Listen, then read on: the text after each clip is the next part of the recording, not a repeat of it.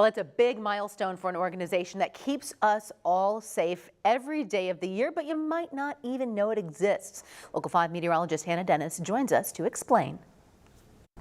Today marks the 60th anniversary of the National Severe Storms Laboratory, which is also known as the NSSL. They are a federal research laboratory under NOAA, which is known as the National Oceanic and Atmospheric Administration. The NSSL researches all kinds of severe weather to help us better predict and understand extreme weather events like tornadoes.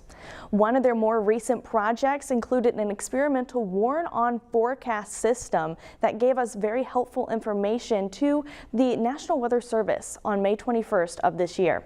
This experimental system gave us a 75-minute lead time on the Greenfield tornado. The warn-on forecast showed a strong possibility of extremely strong rotation near the ground in and around the Greenfield area before the tornado touched down. However, this system did not give an exact path or strength that the tornado would have.